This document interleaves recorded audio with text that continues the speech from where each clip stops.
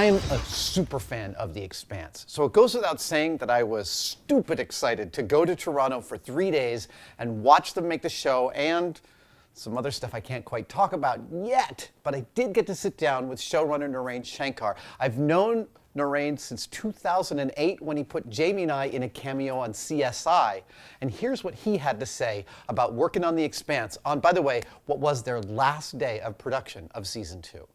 You're in the cramming for the finals test right here on The Expanse. This is the last 6 days of production. Mm-hmm. How many things are you balancing today? Today, let's see, getting a cut to network, getting another cut to the studio, approving visual effects, this, wrap party, getting another scene that needs to be shot, ready to go. I don't know, there's probably a couple others. And how many people in total are working on this production right now? This is at this peak. Everybody? It's probably about 150 or so, maybe a little bit more if you count office, support staff. How do you possibly manage that number of people towards a single goal? I mean, it's like herding cats, I would imagine. You know what? Luckily, I don't have to do a lot of it because everybody here is an amazing professional, and movie companies and television productions, they're like small startup companies, and where everybody is incredibly good at their job and the department heads are incredible. And so you ask for things and then suddenly there they are. And I think everybody feels like they can look at the show and find parts of themselves in it. When you can give people collective ownership of the creative product, you get the best from people. And at the end of the day, it shows because people work their asses off and accomplish the impossible, and what we ask of them,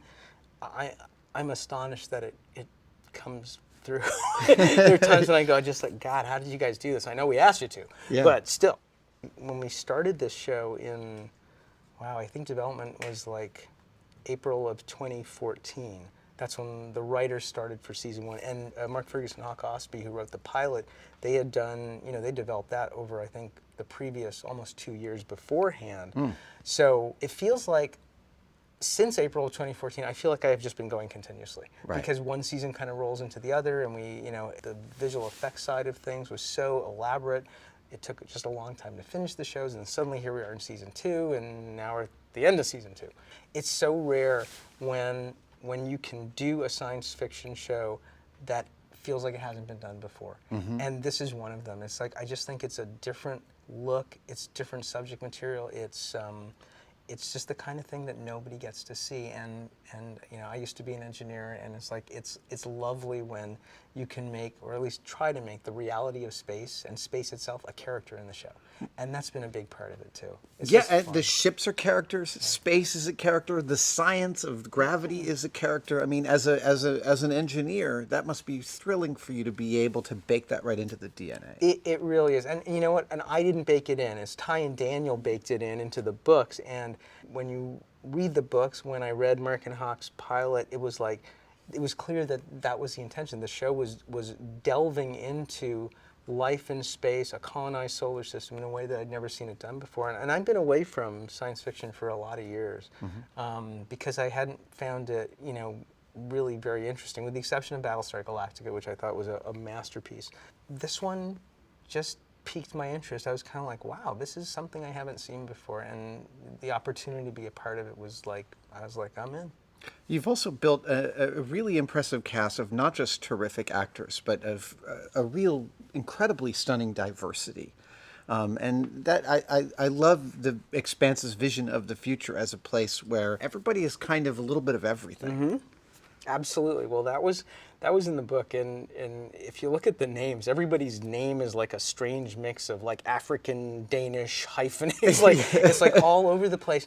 And I think Ty and Daniel were, because they were part of the writer's room from the very beginning, they were like, we don't want Bobby to be like a tall blonde girl. And we're like, no one has any intention of making her a tall blonde girl. It's she's like half Samoan. It's that's what we're going to try to find.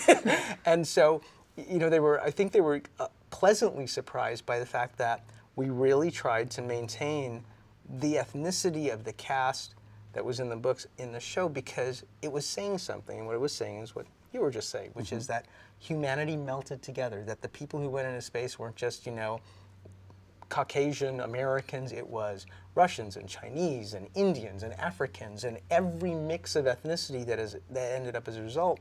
We wanted to put that on the screen because that also says something about humanity in the future.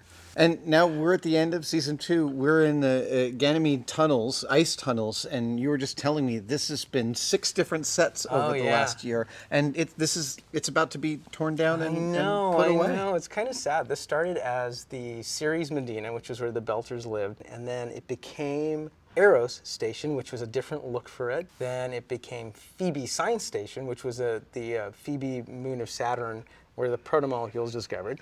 Then it became Ganymede Station.